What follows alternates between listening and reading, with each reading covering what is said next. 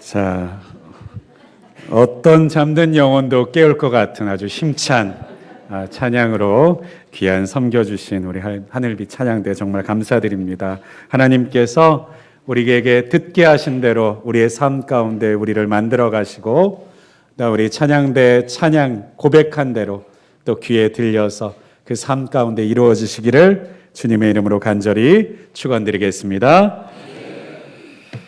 자, 오늘은 이 시간 사무엘상 14장 6절에서 14절까지 있는 말씀을 통해서요, 믿음은 숫자를 뛰어넘는다, 믿음은 숫자를 뛰어넘는다 라는 제목으로 우리 하나님의 말씀을 선포하도록 하겠습니다. 자, 우리가 살아가는 사회와 삶에서는요, 숫자라고 하는 것이 굉장히 중요한 사회를 살아갑니다. 이 숫자라고 하는 것은 우리에게 있어서 굉장히 신뢰의 대상이고요, 우리 삶 속에서 빼어놓을 수 없는 것인데요, 그 이유가 도대체 무엇일까? 그 이유는 우리가 바로 그 숫자로 이루어진 자본주의 사회를, 그리고 민주주의 사회라는 곳을 살아가고 있기 때문에 그렇습니다. 자본주의 사회라고 하는 것이 어떤 곳입니까? 바로 물질, 재화, 돈의 양을 바탕으로 해서 날마다 성장해가고 생산하고 순환되어져 나아가는 사회가 바로 이 자본주의 사회라고 하는 것이죠. 더 많은 재화, 더 많은 물질들을 만들어내는 것을 목표로 삼아서 열심히 움직여 나아가는 사회, 그것이 바로 자본주의 사회라고 하는 것입니다. 또한 모든 것의 가치를 재화로 평가해 나아가는 사회, 그것이 바로 자본주의 사회이죠. 또 민주주의 사회라고 하는 것은 어떤 사회입니까? 바로 사람들의 숫자가 곧 힘이 되고 결정권이 되는 사회가 바로 민주주의 사회이죠. 바로 다수결이라고 하는 방법을 통해서 사회의 방향을 결정해 나아가고 방법을 정해 나아가는 사회가 바로 민주주의 사회입니다. 그래서 자본주의 사회이자 민주주의 사회를 살아가고 있는 우리들은요, 바로 그 바탕이 되는 숫자라고 하는 것을 중요하게 생각할 수밖에 없습니다. 우리가 무언가 살아가기 위해서 중요한 가치가 바로 숫자 가운데 있기 마련이고 숫자로 나타내지기 때문이고요. 또 우리가 민주주의 사회이기 때문에 무언가를 결정하기 위해서는 한 사람이라도 더, 10사람, 100사람이라도 더 있어야만 바로 그 결정들을 관철해 나아갈 수 있기 때문에 한 사람 한 사람이라고 하는 숫자라고 하는 것이 정말 중요한 사회를 살아가고 있기 때문입니다. 그렇습니다. 우리가 그렇기 때문에 이 숫자라는 것은요, 우리의 삶에 어쩌면 절대적인 것처럼 여겨질 때가 있을 뿐만 아니라 우리의 결정을 좌우하기도 하고 우리의 감정과 생각을 또한 움직여 나아가기도 합니다. 예를 들어 보면요, 여러분의 통장이 있는데요, 그 통장에는요 숫자가 적혀져 있습니다. 그 숫자가 점점 늘어나면요 우리의 마음에는 평안과 기쁨이 찾아옵니다. 그 숫자가 줄어들기 시작하면 어떤 마음이 드시는가요? 조급한 마음과 초조한 마음과 때로는 두려운 마음이 생기기도 하는 것이죠. 그렇습니다. 우리는 우리의 감정이 숫자에 얽매여 있기도 하고요, 때로는 우리의 결정이 이 숫자에 매여 있기도 합니다. 특별히 사업을 하시는 분들이나 직장을 다니시거나 여러 가지 기업을 운영하시는 분들에게 있어서도요, 이 숫자라고 하는 것은 정말 너무나도 중요합니다. 정확한 숫자라는 것이 얼마나 중요한지 날마다 뼈저리게 현실 가운데서 경험해 나아가시는 것이 바로 그러한 분들이고요. 또한 무언가 인생의 방향을, 기업의 방향을, 그리고 사업의 방향을 결정하고 선택하는 데 있어서 압도적인 영향력을 끼치는 것이 바로 이 숫자라고 하는 것이죠. 숫자를 살펴보아서 할 수 있는 일과 할 수 없는 일들을 결정하기 때문에 그렇습니다. 지금 해야 될 일과 나중 일을 결정하기 때문에 그렇습니다. 사람을 더 쓸지 아니면 자를지를 결정하는 것이 바로 이 숫자에 달려있기 때문입니다. 그래서 우리의 인생은요, 숫자를 통해서 좌우되고 있다고 해도 과언이 아니죠. 그런데 교회는 이 숫자로부터 과연 자유한가요? 저는 교회를 다니면서 교회 안에서도 이 숫자가 참 중요하다라는 것을 많이 경험할 때가 있었습니다.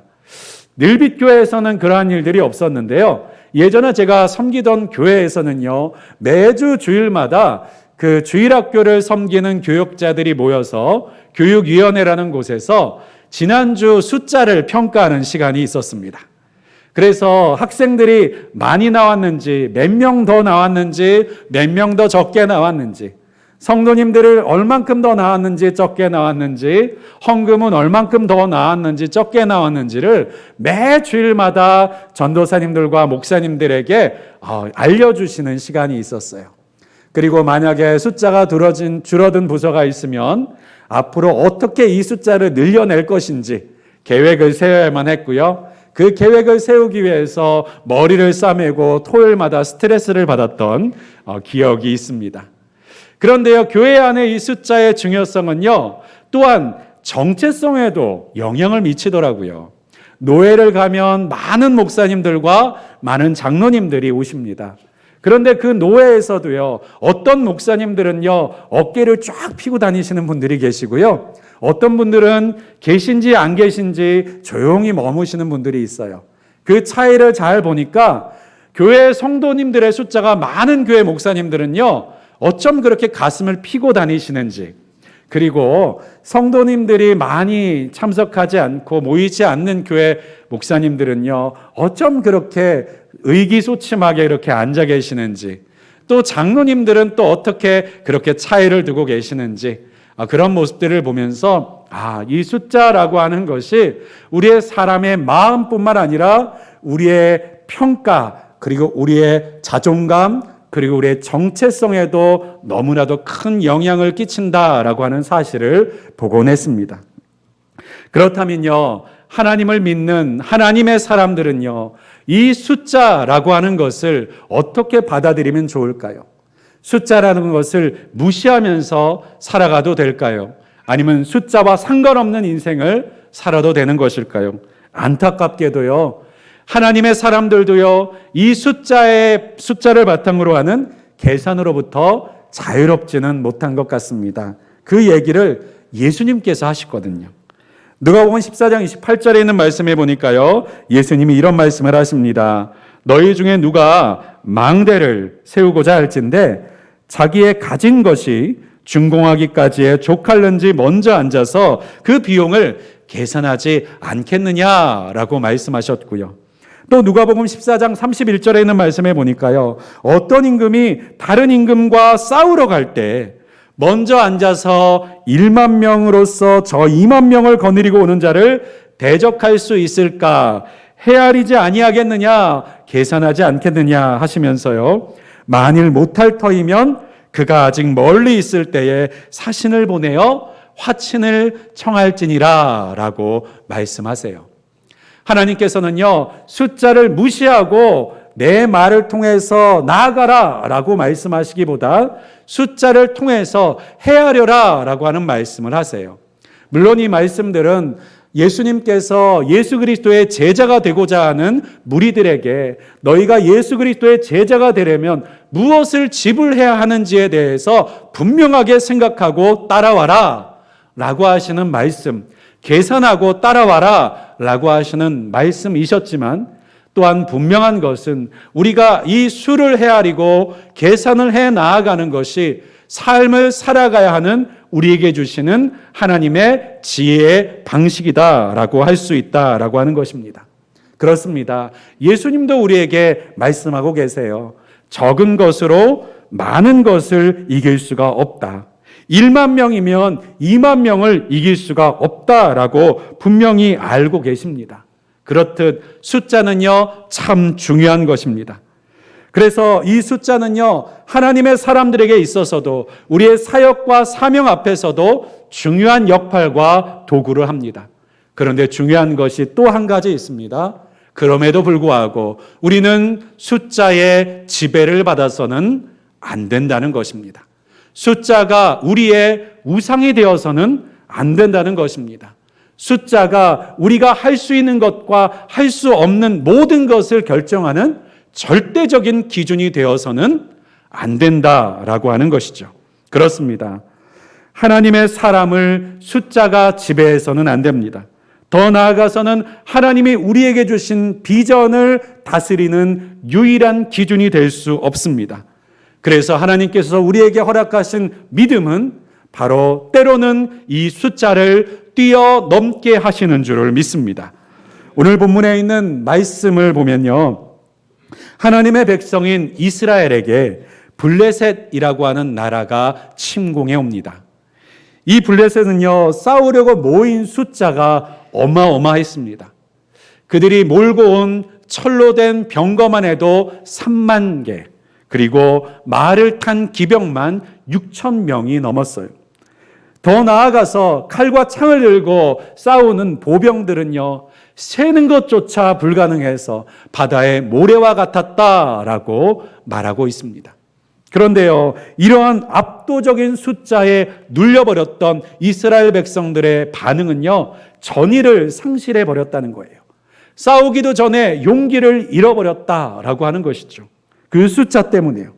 그래서 저마다 이제 그 전의를 잃고 숲으로, 강으로, 굴로, 바위 틈으로 도망치기 시작합니다. 또 도망칠 곳이 없는 사람들은 구덩이와 웅덩이를 파고 그 속에 들어가 숨었어요. 그것도 부족해서 어떤 사람들은요, 요단강 서편에서 요단강을 건너서 요단 동편으로 도망치는 사람들까지 있었다라고 합니다. 이 문제를 해결하도록 세워진 사울왕은 무엇을 하고 있었을까요? 성경에 보니까요, 이 사울왕조차도 다가올 위험을 생각할 때에 무서워하며 떨고 있었다라고 성경에서는 기록하고 있습니다. 이처럼요, 압도적인 숫자라고 하는 것은요, 우리의 마음으로 하여금 전의를 꺾고 무언가를 할 수 있는 힘조차, 가능성조차 만들어내지 못하도록 우리를 억눌러 낸다라고 하는 거예요. 그런데 이 상황만으로 끝이 아니었습니다. 하나님께 제물을 드리고 제사를 드려야 될 사무엘 선지자가 그들 전쟁터 가운데 싸우려고 모인 사람들 가운데 도착이 지연되기 시작했어요. 하나님의 응답이 늦어지기 시작했던 거예요. 그랬더니 그곳에 모인 사람들, 싸우려고 모인 사람들조차도요, 흩어지기 시작합니다. 그래서 처음에 3,000명이 모여있던 사람들이 줄어들어서 이제 600명밖에 남지 않은 상황이 된 거예요. 3,000명을 가지고도 싸우기가 힘든 싸움이고 바위에 계란을 치는 싸움인데 그마저도 사기가 꺾여서 600명만 남아있는 상황. 이 상황은 뭐라고 표현할 수 있을까요? 도무지 전쟁을 할 엄두가 나지 않는 상황입니다. 그러면 기다리고 참고 인내하면 이 싸움을 이겨낼 수 있는 상황이었는가? 이 블레셋은요, 게릴라 부대를 3부대나 동원해서 온 이스라엘을 헤집고 다니기 시작합니다. 통신도 마비되었고요, 사람들이 모일 수 있는 길도 막혀버렸어요. 앞뒤가 막혀져 있는 낭떠러지와 같은 상황이요, 도망갈 곳조차 없는 때가 되었던 것입니다. 그러면 무기라도 변변했느냐? 오늘 성경에 있는 말씀들을 잘 살펴보면요, 바로 이스라엘의 군대에서는요, 그 블레셋 군대들이 모두 갖추고 있었던 철로 된 무기와 창이 하나도 없어요. 오직 사울과 요나단 2사람에게만 그 무기가 있었다라고 성경에서는 기록하고 있습니다. 도무지 싸울 수 없는 상황. 그 가운데서 하나님께서는 어떻게 이스라엘을 구원해 나아가셨을까요? 그것은 바로 하나님께서 한 사람을 통해서 이 일을 시작하셨다라는 것을 오늘 본문을 통해서 살펴볼 수 있습니다. 바로 그 사람이 사울의 아들이었던 요나단인데요. 그 요나단의 고백이 무엇이냐? 오늘 6절에 있는 말씀 먼저 살펴보도록 하겠습니다. 오늘 14장 6절에 있는 말씀에 보니까요, 요나단이 자기의 무기를 든 소년에게 이르되 우리가 이 할례 받지 않은 자들에게로 건너가자. 여호와께서 우리를 위하여 일하실까 하노라. 여호와의 구원은 사람이 많고 적음에 달리지 아니하였느니라. 아멘. 먼저 이 하나님의 구원이 어떻게 시작되었는가? 바로 요나단이라고 하는 한 사람을 통해서 시작되었다라고 하는 것입니다. 우리 성도님들도 우리 한국교회 우리 많은 교인분들 중에서도요, 오해하고 있는 한 가지 사실이 있습니다. 하나님께서 우리 앞에 놓여져 있는 환난과 문제를 해결해 주시려면 우리의 문제와 환난보다 더 크고 많은 것을 우리에게 부어주셔야만 그 문제가 해결될 수 있다라고 하는 숫자의 맹신입니다.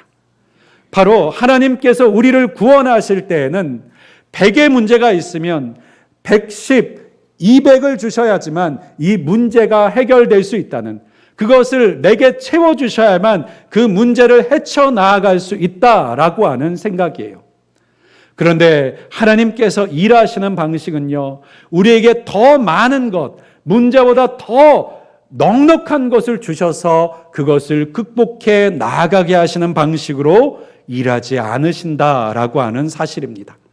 그러니까 하나님은요, 우리가 그것보다, 그 문제보다 더 많은 것을 쌓고 있으면 그 문제를 넘어설 수 있게 하시는 것이 아니라 그 숫자가 아닌 다른 방법으로 우리의 구원과 우리의 환난 가운데서 건져내신다라고 하는 것이죠. 그러면 그 방법은 무엇일까요? 그 방법을 오늘의 본문의 요나단은 알고 있었습니다. 6절에 있는 말씀에 보면요, 다시 한번 제가 읽겠습니다. 요나단이 자기의 무기를 든 소년에게 이르되 우리가 이 할례 받지 않은 자들에게로 건너가자. 누구에게 건너가자고 말했다고요? 이 할례 받지 않은 자들에게. 할례 받지 않은 자들이라는 건 무슨 뜻일까요? 바로 다른 성경의 번역을 보면 하나님을 알지 못하는 자들에게 건너가자라고 말하고 있다는 거예요. 그러면 자신은 누구라는 거예요? 하나님을 알고 있는 사람이라는 거예요.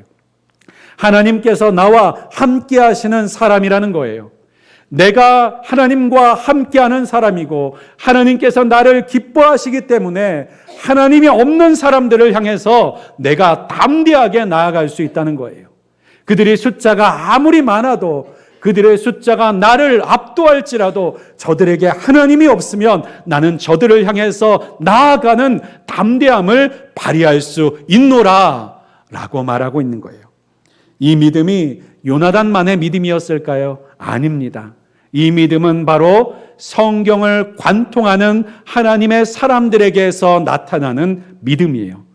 우리가 출애굽을 한 이스라엘 백성 가운데 12명의 정탐꾼을 가나안 땅으로 먼저 보냈다는 사건을 들으신 적이 있을 것입니다.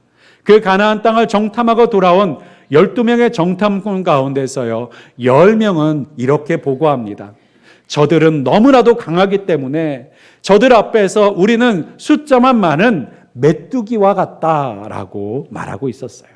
그래서 우리는 그 땅을 차지하지 못할 것이다 라고 말하기 시작합니다. 그런데요, 그 가운데 2명은요 다른 이야기를 합니다. 똑같은 것을 보고 왔는데 다른 이야기를 시작합니다. 그것은요, 바로 그 땅에 대해서 두려워하지 말라, 그들은 우리의 밥이라 라고 고백하기 시작했더라는 거예요. 바로 여호수아 갈렙의 보고였죠. 그래서 그 이유가 무엇이라고 민수기 14장 9절에는 말씀하고 있냐면요, 그들의 보호자는 그들에게서 떠났고 여호와는 우리와 함께 하시느니라 라고 말하고 있습니다. 뭐라고 말했다고요? 그들의 보호자는 그들에게서 떠났고 여호와는 누구와 함께 하신다고요? 우리와 함께 하시기 때문에 우리가 그 땅을 차지하게 될 것이다 라고 고백하고 있었다라고 하는 것입니다.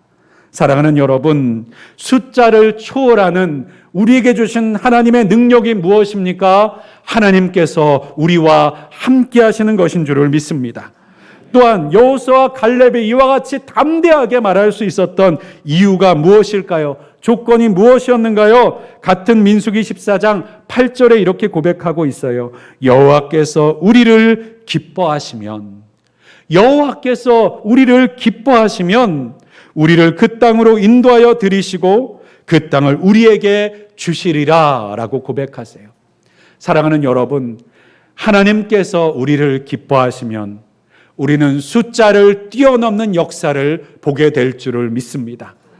우리가 우리의 삶 속에서, 우리의 교회에서 때로는 우리가 숫자를 통해서 헤아리고 평가하고 계획을 세우지만 그 가운데서 더 중요한 것, 그것보다 더 중요한 기준이 있다면 그것은 그 일이, 우리의 나아감이 하나님께서 기뻐하시는 일인가 그렇지 않은 일인가를 분별하는 일인 줄을 믿습니다.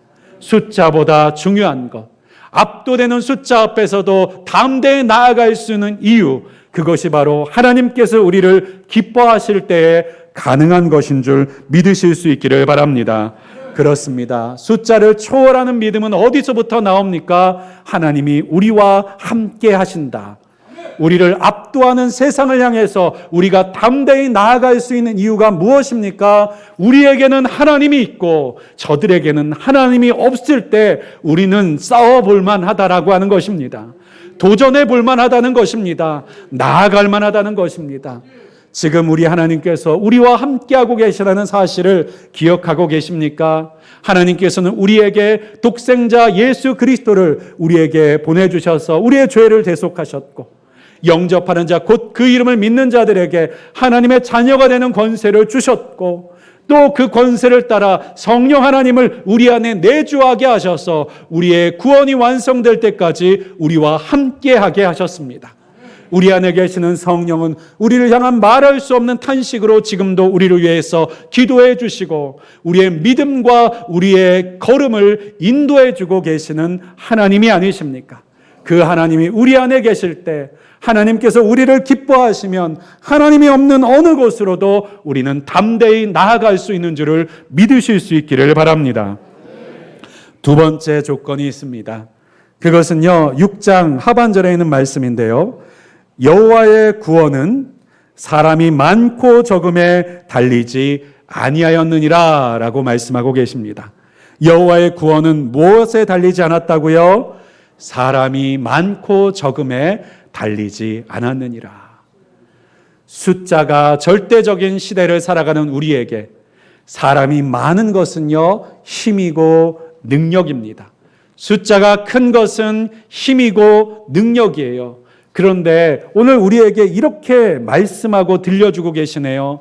하나님의 구원은 사람의 많고 적음에 달리지 않았느니라. 사랑하는 여러분, 하나님의 일하심은요, 사람에게 달려있는 것이 아니라는 것입니다. 많은 사람이 모여 있으면 우리는 큰 힘을 발휘할 수 있다고 생각하지만요, 하나님의 일하심은요, 많고 적음이 절대적인 하나님의 일하심의 기준이 되지 않는다는 사실을 우리에게 말씀하고 있다는 사실입니다. 물론 많은 것을 통해서 이루시는 하나님의 일이 있고 적은 곳을 통해서 일하시는 하나님의 일이 있기 마련이지만 하나님의 구원은, 하나님의 기적은 하나님께서 일하시고자 하면 그때부터는 더 이상 사람의 많고 적음이 하나님의 일하심을 좌우할 수 있는 기준과 제한이 될 수 없다라고 하는 사실입니다. 사랑하는 여러분, 이것이 믿음인 줄 믿습니다. 하나님의 일하심에는 사람의 많고 적음에 개의치 않으신다. 사람이 많이 모여야만 하나님의 일이 이루어지는 것이 아니라 하나님께서 이루시고자 하면 적은 사람을 통해서도 영광을 받아내시는 능력의 하나님이시다. 이것을 우리가 고백할 수 있는 믿음의 사람이 되시기를 주님의 이름으로 간절히 축원드립니다. 그런데 여기에 중요한 한 가지 사실이 있어요. 이것은요, 사람이 적어야만 한다라고 말씀하시는 것이 아닙니다. 많으면 좋아요. 많으면 풍성해요. 많으면 넉넉합니다. 그래서 하나님께서는 우리의 삶 가운데 풍성함과 넉넉함을 주시기를 원하시는 하나님이십니다. 그래서 우리의 그릇이 준비되었을 때, 우리의 심령이 준비되었을 때 하나님께서는요, 신뢰하는 청지기를 향해서 마음껏 그 재산을 맡기듯이 풍성한 하나님의 소유물들을 맡기신다라고 하는 사실이에요. 그런데 무엇이 하나님이 가지고 계시는 그 풍성한 것을 붓는 것을 가로막게 만들고 있느냐? 우리는 그것을 기드온의 300용사의 사건을 통해서 발견할 수가 있습니다. 기드온 시대에 그 대적들로 인하여서 하나님께서는 기드온이라는 한 사람을 세우셔서 그 대적들과의 싸움을 치러 나아가시도록 만드세요. 그때 그 싸움을 치르기 위해서 모였던 이스라엘의 사람들이 자그마치 33,000명이나 되는 사람들이 모였습니다. 그런데 문제가 있었어요. 그 대적은 135,000명이었습니다. 우리가 수적 계산으로 보아도요, 몇 배가 넘는 숫자예요. 싸울 수 없는 대적들입니다. 그래도 싸워봐서 혹시라도 이길 수 있다면 하나님의 기적이겠다라고 생각할 수 있는 싸움이에요. 근데 하나님께서는요, 33,000을 많다라고 하셨어요. 사사기 7장 2절에 있는 말씀에 보니까 여호와께서 기드온에게 이르시되 너를 따르는 백성이 너무 많은즉이라고 말씀하시는 거예요. 아니, 숫자로도 몇 배가 차이 나는데 많다니요. 그렇다고 이 사람들이 무장과 힘이 더 센 사람들도 아닙니다. 왜냐하면요, 두려워하는 자들에게 집으로 돌아가라고 했더니요, 그 가운데서 10,000명만 남고 다 집으로 돌아갔기 때문이에요. 싸울 준비가 안 된 사람들이 너무 많았어요. 그러면 그 10,000명의 사람들을 가지고 싸우면 결사대를 이루어서 승리할 수 있지 않을까라고 위안을 받을 때 하나님께서는 다시 한번 명령하셨습니다. 300명만 남기고 다 돌려보내라고요. 이제 싸울 엄두가 나지 않는 상황이 되었습니다. 이것은 시도조차 해볼 수 없는 상황이 되었습니다. 그 이유를 하나님께서는 이렇게 말씀하셨습니다. 이는 이스라엘이 나를 거슬러 스스로 자랑하기를 내 손이 나를 구원하였다 할까 함이니라. 하나님께서 왜 줄이십니까? 왜 낮추십니까? 왜 우리를 숙이게 하십니까?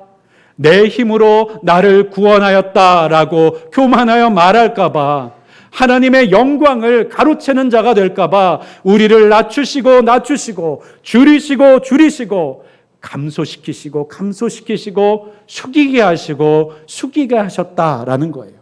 그런데 그 줄이시고 숙이게 하신 것이 하나님의 일하심에 있어서는 조금도 제한이 되지 않았다라고 하는 사실입니다. 사랑하는 여러분, 하나님의 낮추심을 두려워하지 않으시기를 바랍니다. 하나님의 줄이심을, 그리고 우리를 겸손하게 하심을 두려워하지 않으실 수 있기를 바랍니다. 그것이 하나님께서 줄이시는 것이라면, 하나님께서 감소시키는 것이라면, 하나님께서 낮추시는 것이라면 하나님께서 역사하시는 데는 조금도 부족하지 않다라고 하는 사실입니다. 그런데 하나님께서는 언제나 남기신다라는 거예요. 어떤 것을요? 적은 것을 남기신다는 거예요.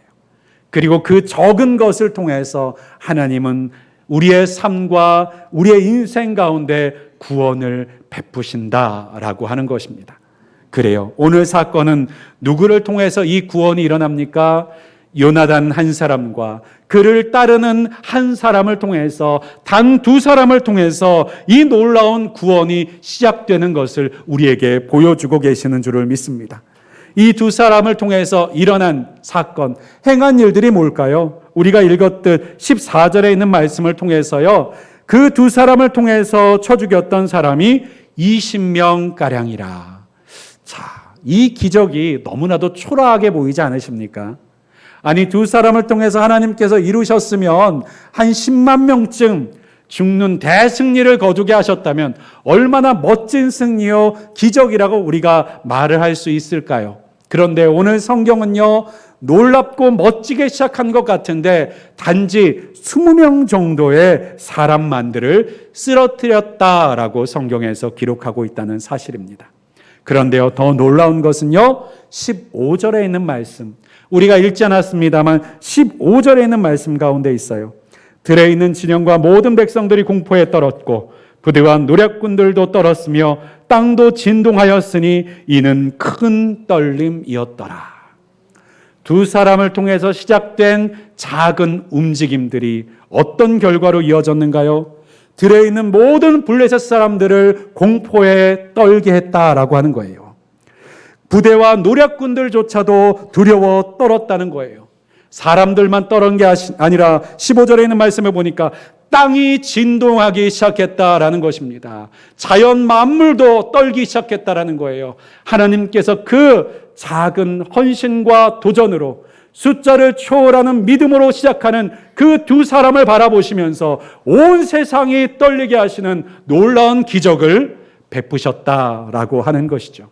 사랑하는 여러분, 하나님께서는요, 많은 것으로 하나님의 일을 해결해 나가시는 것이 아니라 적은 한 사람, 이 적은 두 사람을 통해서 하나님은 큰 떨림을, 큰 움직임을, 큰 변화를 이끌어내실 수 있는 하나님이시라는 사실을 믿으실 수 있기를 간절히 소망합니다.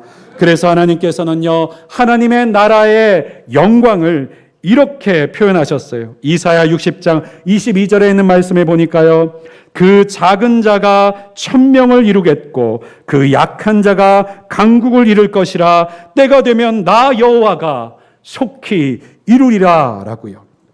그렇습니다. 이스라엘 백성들이 가나안 땅을 승리하게 하셨던 하나님의 역사를 하나님께서는 어떻게 표현하고 계시는 줄 아십니까? 한 사람으로 천을 이기게 하셨다라고 하는 표현을 사용하세요. 그렇습니다. 하나님은 숫자를 중요하게 생각하시기도 하시지만 숫자를 뛰어넘는 영광을 우리에게 분명히 보여주시는 줄을 믿습니다. 그래서 하나님의 사람은요, 숫자에 지배받지 않는 믿음을 따라 사는 하나님의 사람으로 살 수 있는 줄을 믿습니다. 세상의 사람은 숫자를 통해서 살지만 하나님의 사람은 그 숫자보다 더 중요한 한 분이신 하나님, 그리고 한 사람을 통해서 역사하시는 하나님의 능력을 바라보며 사는 사람인 줄을 믿습니다. 사랑하는 여러분, 우리의 인생과 삶 가운데 우리를 압도하는 숫자가 있습니까? 우리의 마음을 짓누르고 있는 숫자들이 있습니까? 우리로 하여금 싸울 엄두가 나지 않게 하는 환경과 계산과 평가들이 있습니까?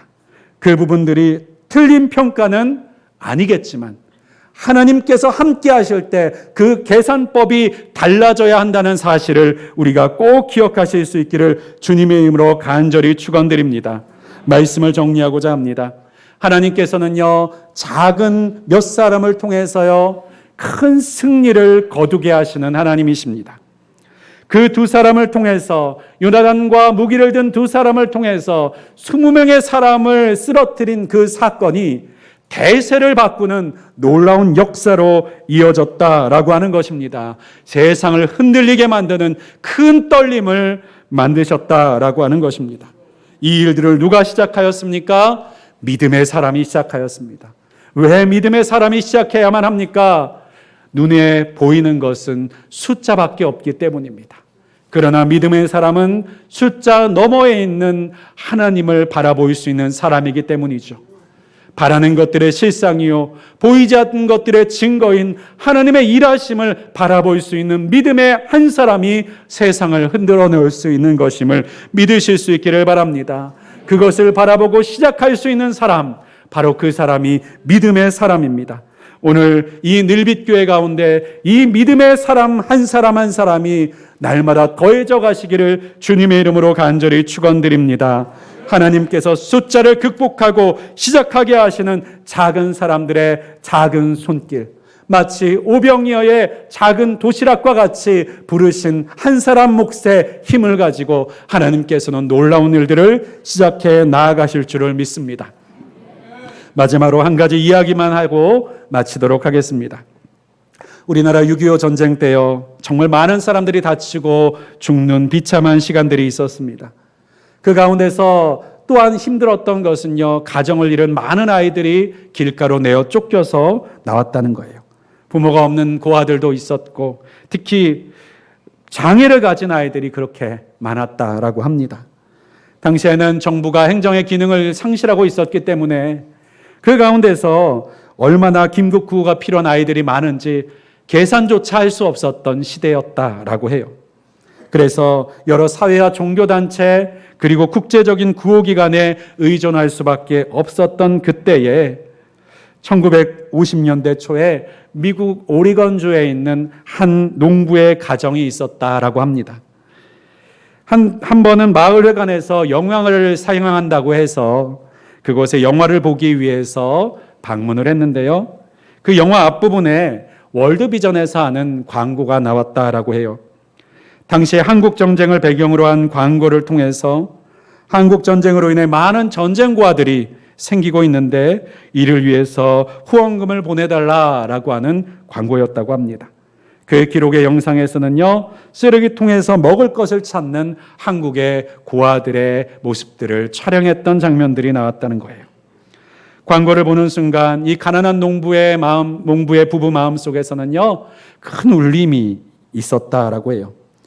영화의 내용은 들어오지 않고 온통 한국전쟁의 고아들에 대한 생각이 마음을 가득 채우게 됐다고 합니다. 그러나 한편으로는 이렇게 생각했대요. 많은 부유한 기업들도 많이 있고 부자들도 많이 있는데 시골에 있는 이 오리건에 있는 작은 농부의 부부가 할 수 있는 일이 걱정할 만한 일들이 아니라고 외면하고자 노력했습니다만 그럼에도 불구하고 뇌리에서 사라지지를 않았다고 합니다. 결국 기도하는 끝에 고민한 끝에 전 재산의 절반을 팔아서 한국에서 8명의 혼혈 아이들을 입양하게 되었다라고 합니다. 이 부부에게는요, 이미 6명의 친자녀들이 있었다고 해요. 그리고 그들의 나이는요, 한 분은 50세, 한 분은 51세였다라고 합니다. 그런데 이와 같은 8명의 아이들을 입양했던 사건, 이것이 그 작은 시골 마을 오리건에서는요, 아주 큰 사건으로 보도가 되었던 것 같아요. 그래서 이것이 대서특필이 되어서 많은 사람들이 입양을 하기를 원해서 그 방법들을 이 부부가 알려주고 카운셀링하기 시작했다가 더 큰 도움을 줄 수 있겠다 싶어서 풀타임으로 이 일을 해야겠다라고 마음먹고 농사를 접고 모든 재산을 팔아서 고아들을 돌보고 입양하는 일을 위해서 전념하게 되었다라고 합니다.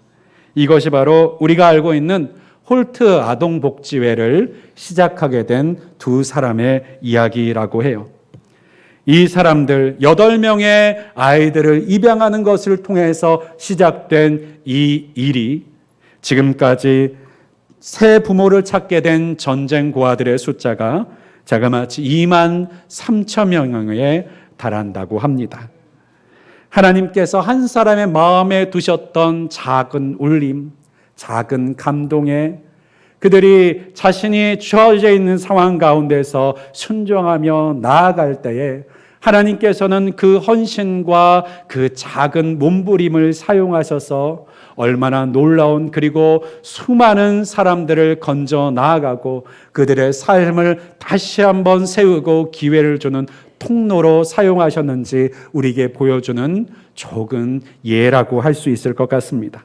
사랑하는 여러분, 우리가 할 수 있는 일은 작은 것임에 틀림없습니다.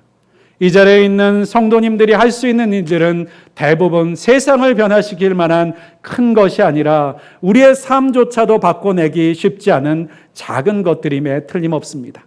그러나 하나님께서는 사람의 많고 적음에 따라 하나님의 일에 제한받지 않으시는 하나님이신 줄을 믿습니다. 그 작은 것조차도 하나님이 기뻐하시면 하나님의 놀라운 기적을 보게 하시는 마중물이 될 줄을 믿습니다. 오늘 그 작은 마중물을 하나님 앞에 가지고 나아가는 저와 여러분이 되실 수 있기를 주님의 이름으로 간절히 축원드립니다. 하나님이 나를 기뻐하실 때, 하나님이 내 마음에 품게 하신 것을 기뻐하실 때 하나님의 일하심은 사람의 많고 적음에 달리지 아니하였느니라 외치며 담대하게 나아가는 우리의 삶과 우리의 중심이 되실 수 있기를 주님의 이름으로 간절히 축원드리겠습니다. 기도하겠습니다. 전능하시고 분명히 살아계시고 역사하시는 하나님, 우리 하나님께서는 사람과 같지 않으시고 세상과 같지 않으셔서 숫자에 구애받는 하나님이 아니요 사람의 많고 적음에 하나님의 구원이 달리지 않으셨음을 분명히 우리에게 선포하고 계신 것을 들었습니다. 이제 우리가 하나님의 사람으로 부름받았고 믿음으로 사는 백성으로 부름받았사오니 주여 이 믿음의 방법으로 사는 자가 되게 하여 주시고 이 믿음의 방법으로 시작하는 자가 되게 하여 주시옵소서. 숫자가 우리를 짓누르지 못하게 하시고 숫자가 우리를 지배하지 못하게 하시고 하나님께서 우리의 마음 가운데 당신의 기쁜 동기를 기쁜 비전을 허락하셨을 때 주님을 믿는 믿음으로 시작하는 자가 되게 하여 주시옵소서. 예수 그리스도의 이름으로 간절히 기도하였습니다. 아멘.